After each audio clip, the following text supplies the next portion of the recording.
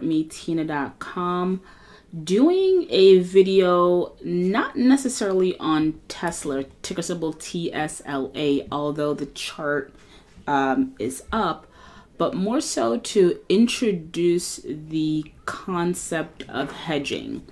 If you go to my website, shortmetina.com, pull it into screen right now, I believe on, when did I write this blog? Oh, yesterday, look at that. So I wrote this blog yesterday, what is a hedge?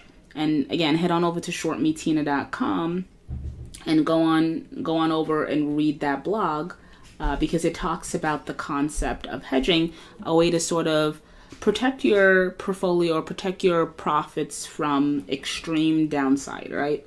And it's really interesting. Obviously, I did not know that an article was going to come out today about Tesla, which resulted in the stock doing this, right?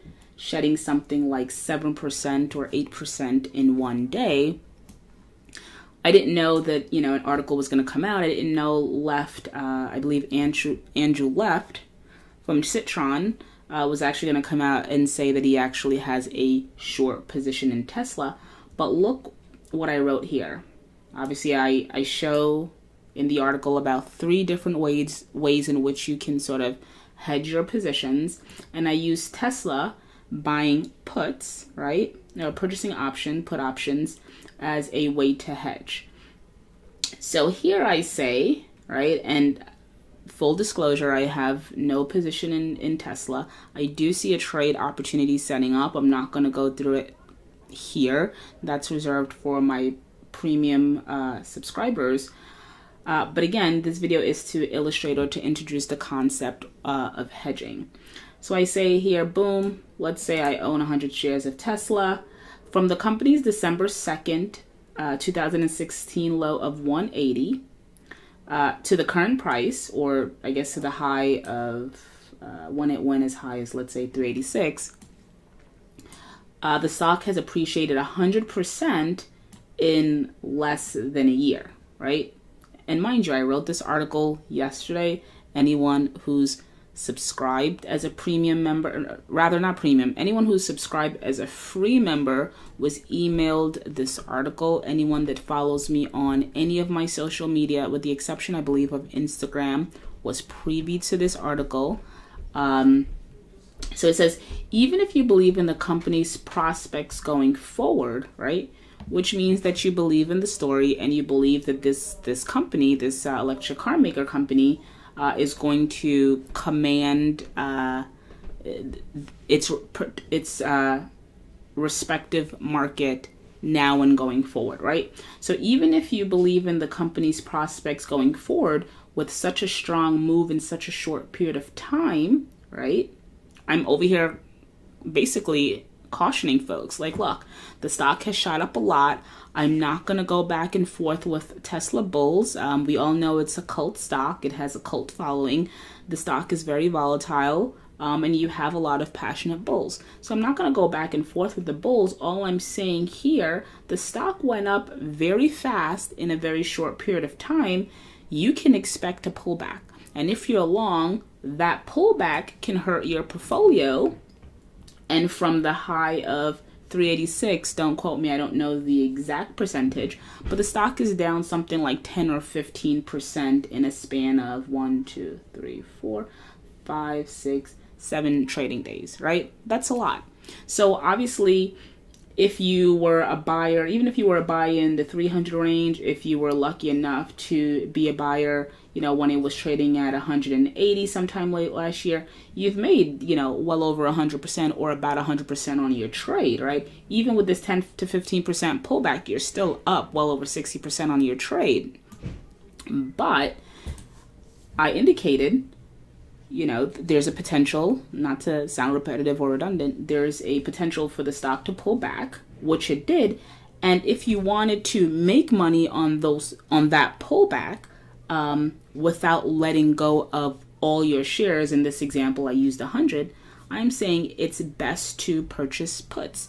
And if you go on, you know, finance, Twitter, or any other social media site where they're talking about stocks and trading, you'll see that a lot of people who purchased puts have actually made money, some to the tune of 20, 30, 40% on their investments. And a lot of folks, again, who for whatever reason, who believe in this company that have remained long, right? They didn't let go of their long shares. And, you know, I'm not going to go through purchasing puts here because that's not my domain. That we don't really trade options in the room, with the exception of when we want to hedge our positions sometimes, right? There's other ways to hedge. Purchasing puts or calls is one way. So you can definitely scour the internet. You can find out about options, or you can learn from someone else.